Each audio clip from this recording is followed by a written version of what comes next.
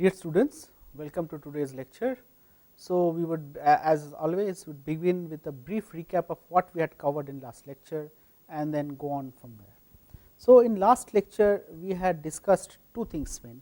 So, how to calculate arithmetic mean given a data set.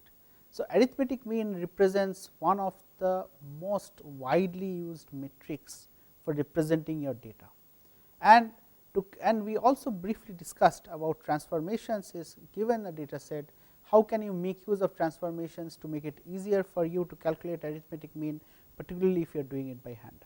Okay. So, there were three main transformations we had discussed in last class: y is equal to ax, y is equal to c plus x, and y is equal to c plus ax.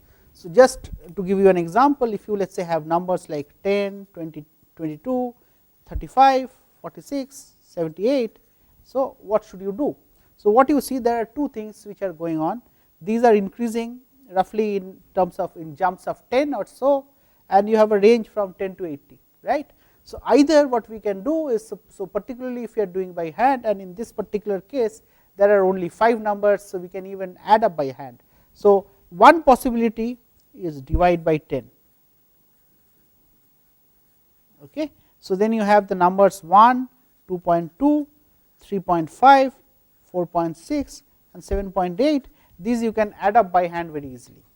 The second possibility is like we did, we identify the smallest number, which is 10, the largest number, which is roughly 80, so which is 90. So, so the average is roughly 45.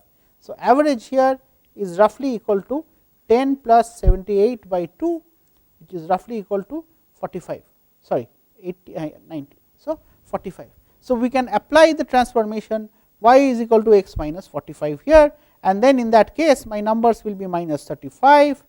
Okay. So, y values are minus 35, minus 23, minus 10, plus 1, plus 33. Okay. Then I can add them up very easily and find out what is my average. Okay. So, what you see that there is not one rule which will make things work, depending on what kind of transformation you use. There can be more than one rule. Okay. So, that is one thing. So, today we will discuss the next thing, which is, let us say you have a discrete data set. So, if you look at the data set here, so you have numbers which are all first of all discrete, and then they are repeated. Okay. So, if this was entire data set, what you can clearly see is the number 10 has been repeated. So, by frequency, these are my x values, my frequency 10 has been repeated once, 20 has been repeated once, 30 has been repeated twice, 40 has been repeated once, 60 has been repeated 1, 2, 3, 4 times, and 70 has been repeated 2 times, no sorry 3 times. Okay. So, what you see, these are discrete values which are repeated.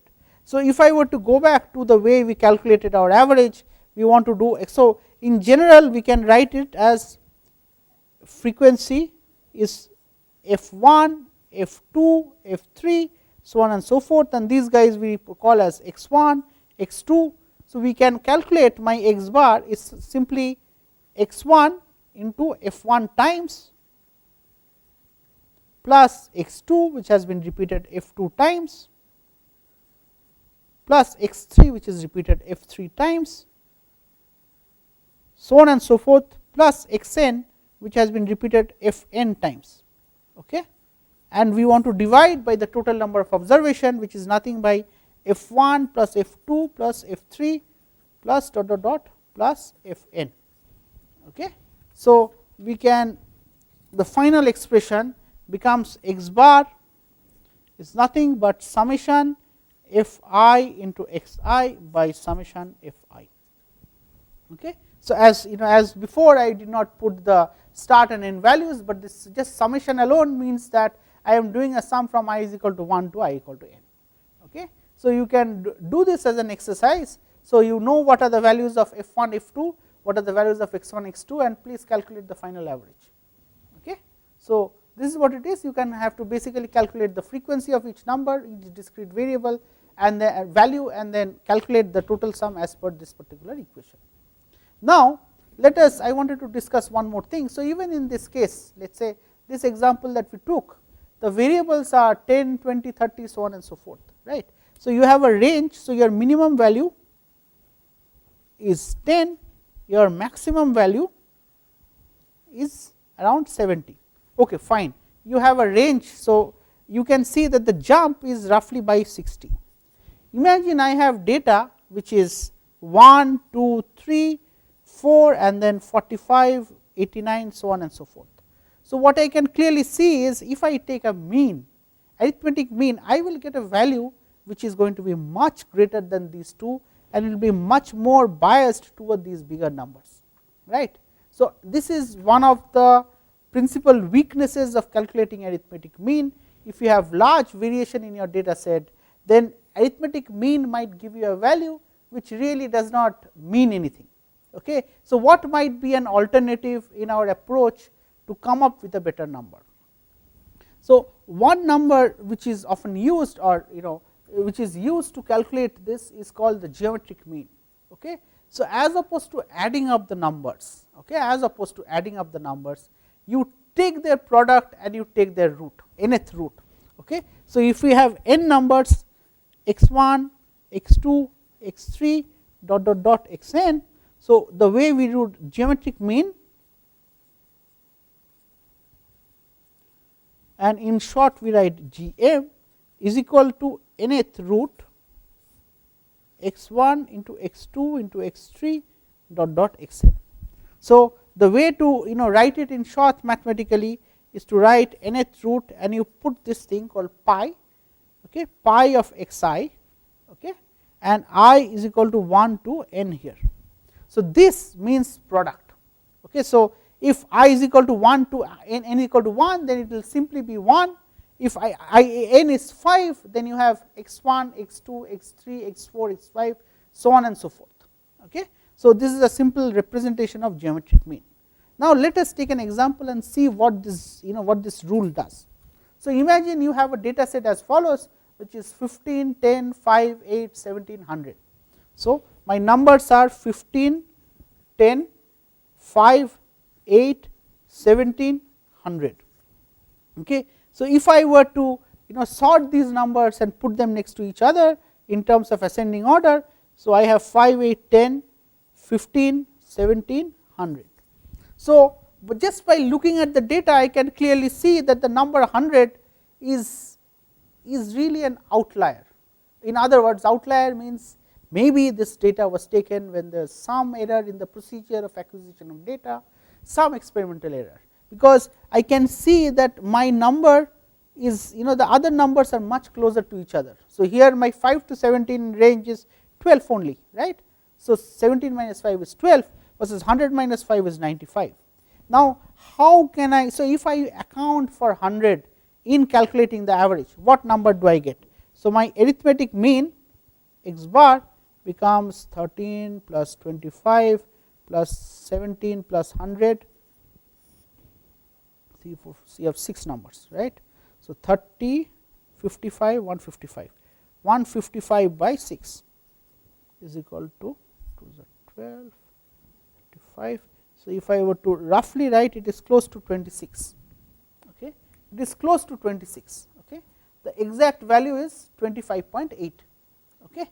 Now, so clearly I can see that 25.8 would be a value which is right here, which is way further than most of the other numbers. So, really this arithmetic mean gives me a number which is not representative of the whole population. How can I come up with an alternate number? So, geometric mean is one such approach to get a number which is much more representative of your data. So, if I do the same exercise with the geometric mean, so what I get is a value of 14.7, which is still much so. We have a value which is which is between 10 and 15. So, which is still more representative of the population. So, you have changed from 25.8 to 14.7. So, this is one of the big advantages of geometric mean over arithmetic mean, particularly when your data set, in your data set there is huge heterogeneity and there are 1 or 2 values which are way larger than what is the most of the other values. Okay. So, there is one more important measure. So, let us say that you draw a histogram and you plot the data, okay, and your plot data looks like this, right. So, logic would dictate that if you do the arithmetic mean of all these population, okay, your arithmetic mean will somewhere lie here. This is where your arithmetic mean lies. Okay. Now, there is one more way of doing it. Okay. So, what you can do is you can sort these numbers, entire numbers x1, x2 up to xn in ascending or descending order, and try to find which is the number which is directly in the middle. Okay. So, it is some way it would be a very nice alternative to the arithmetic mean, and this particular metric has a name, it is called the median. Okay. So, this is how you define the median. The median of a set of n measurements is the value that falls in the middle position when measurements are ordered from smallest to largest. Okay. So, of course, whether you order from smallest to largest or largest to smallest, that does not matter, but so you basically find the number which is at this position, which is 0.5 times n plus 1. Okay. So, let us do the previous numbers. You had, if I go back to the previous slide, and my numbers were 15, 10, 5, 8, 1700. Okay. 15, 10, 5, 8, 17 and 100. So, if I sort them and I write it together, 5, 8, 10, 15, 17, 100. Okay. So, this is a sorted list. Okay. So, I put them together. So, I have these numbers 5, 8, 10, 15, 17, 100. What is my n? N is the total number of numbers I have, which is 1, 2, 3, 4, 5, 6. So, my median position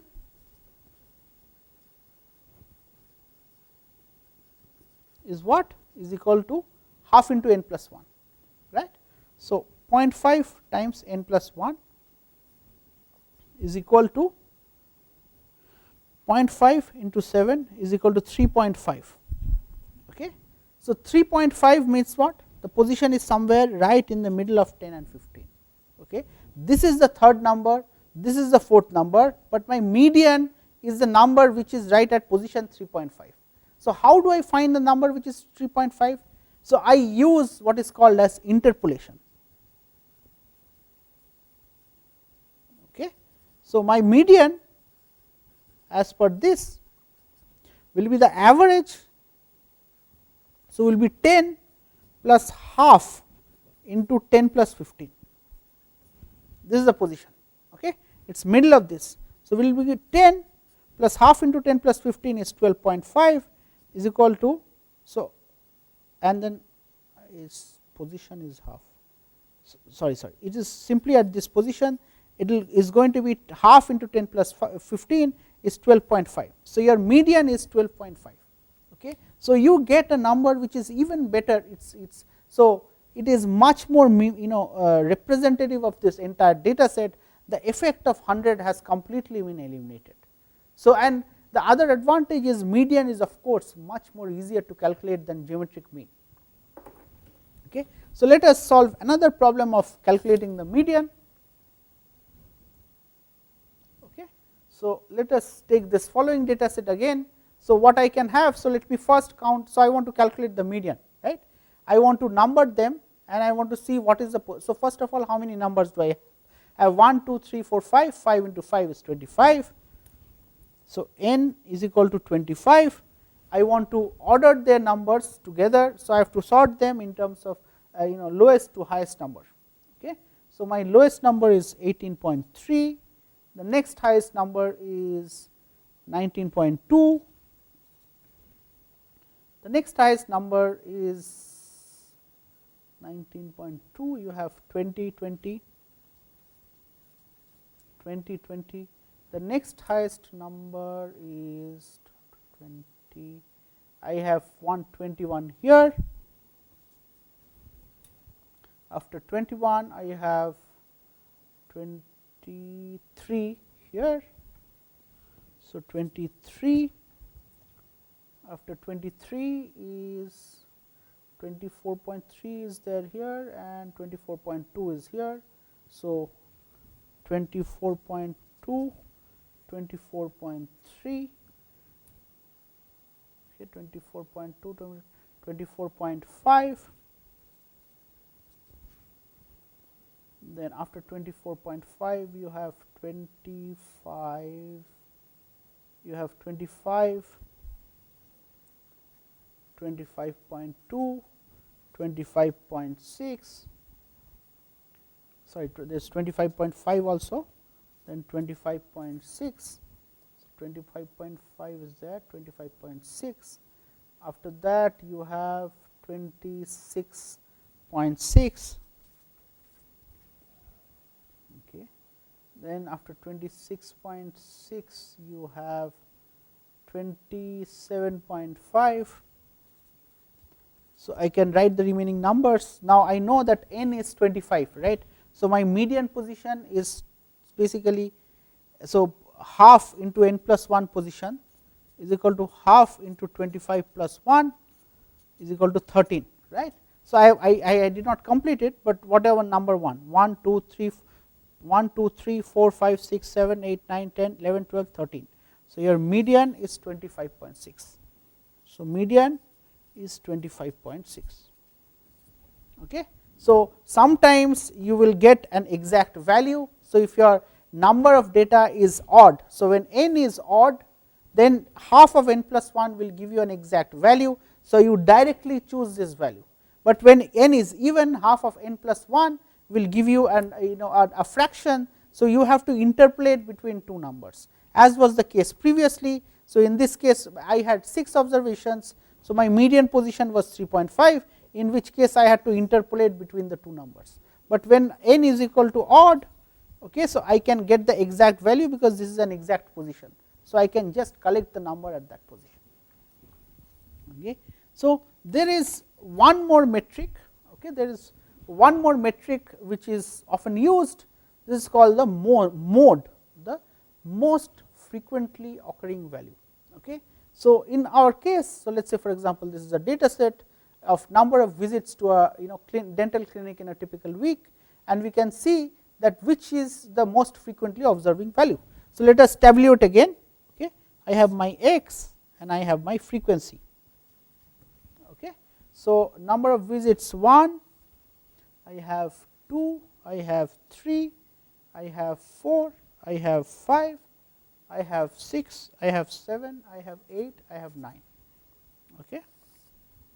So, frequency for 1 is 2, frequency for 2 is 1, frequency for 3 is 1, 2, 3, frequency for 4 is 1, 2, 3, 4, 5. So, frequency for 5 is 1, 2, 3, 4, 5, 1, 2, 3, 4, 5, 6, 7. Frequency for 6 is 1, frequency for 7 is 1, 2, 3, frequency for 8 is 1, 2, frequency for 9 is 1. Okay. So, clearly you look at the frequency column, identify the maximum number which is 7, that means your mode is 5. Okay. So, mode is the most frequently occurring value which is 5. So, on an average 5 number of visits are there in a given week. Okay. But let us say in this you did this, you went through this exercise, and let us say hypothetically, let us say you have another case where even 4 gives you the number 7, or 1 also gives you the number 7. Then what do you do? So, you do not have one unique answer, and that is exactly what brings us to this plot, where you have your distribution might be unimodal. That means there is a heap which is with a unique peak, okay, or you can have bimodal, and there are 2 peaks in this curve. So, this is a bimodal distribution, in which case you have to report both the mode values versus a unimodal distribution.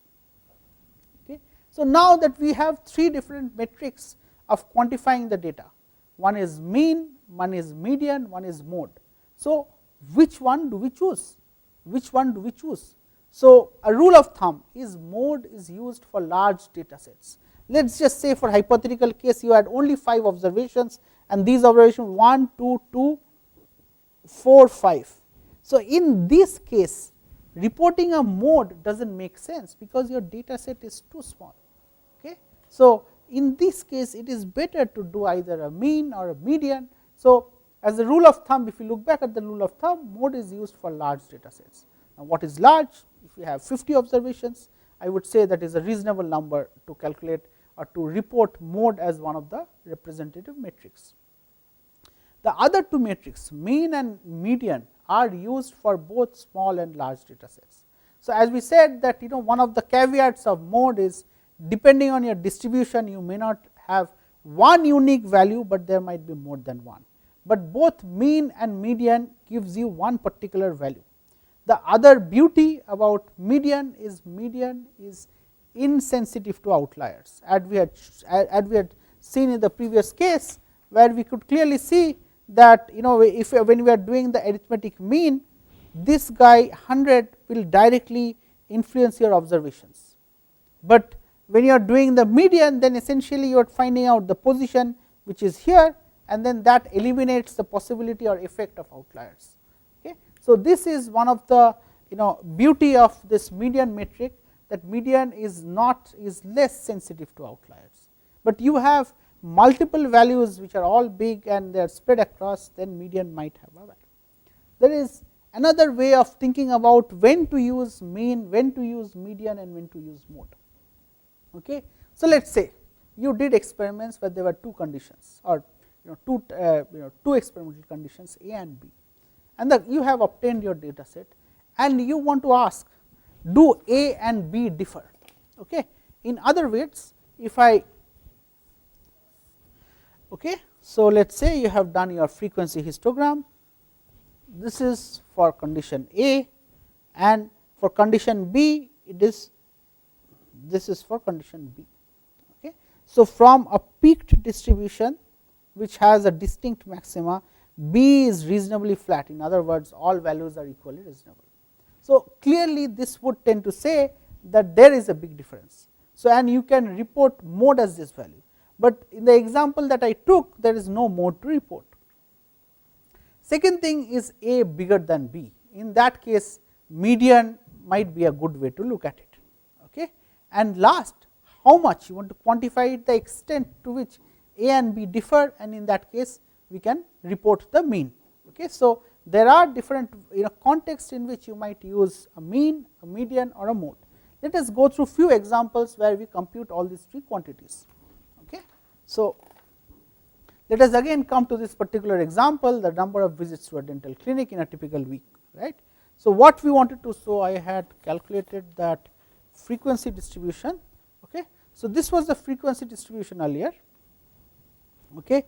So, my mode, let me rewrite. Okay. Let me rewrite. Okay. So, I have x and I have frequency. So, you have values of 1, 2, 3, 4, 5, 6, 7, 8, 9. Okay.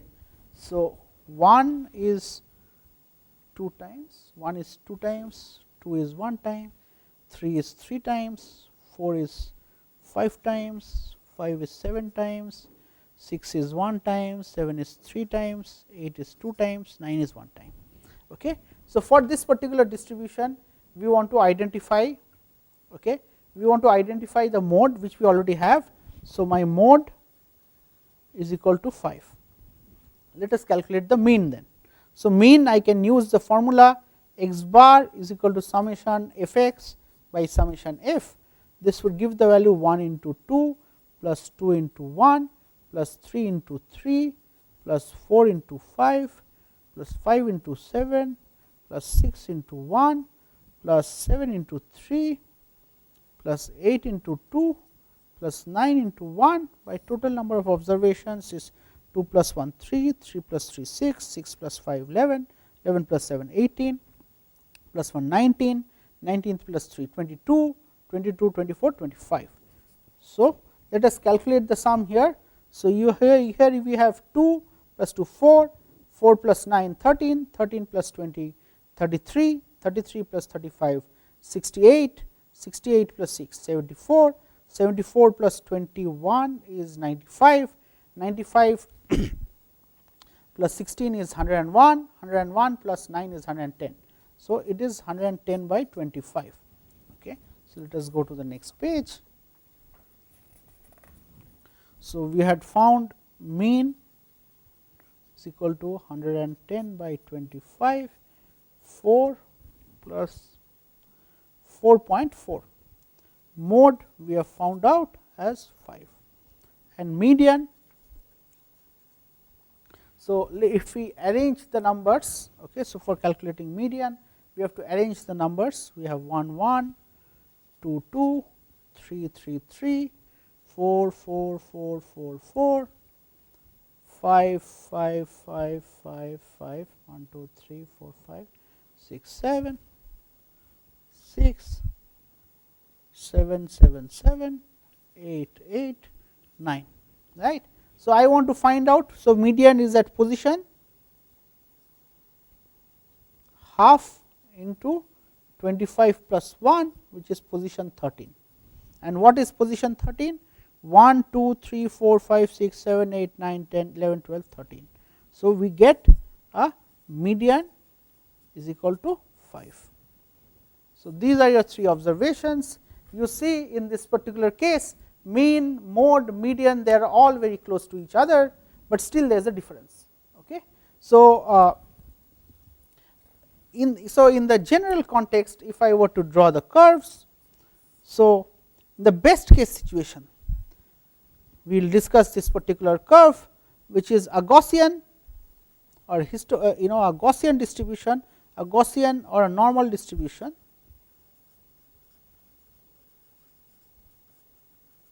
For this particular case, mean equal to mode equal to median. But for all other cases,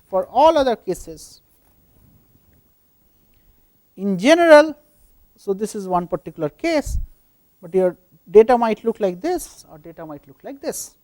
Okay. So, this is x and this is frequency. Okay. So, in this case, for example, let us say this is my mode. My median is right in the middle, median will probably be somewhere here. So, this is my median, and average will somewhere like here, this is my mean. So, in this case I have mode less than median, less than mean. Okay. And in the other case, so this is case B, this is case A where all the 3 is equal. So, this is case B, and for case C you will have mean less than median less than mode. Okay. So, with that you get an idea that you can have 3 metrics, mean, median, mode, and then depending on your data set. So, you know how to calculate mean, median, mode, and you see that depending on the data set, either there will be a left shift of the data as in case B here, or there will be a right shift of the data as in case C here, or in the best case situation, if you collect enough statistics, most processes in nature follow the normal distribution. So, you will have this distribution, in which case whether you do the mean, median, mode, you will get the same value. With that, I thank you for today's lecture. We will meet again in next week. Thank you.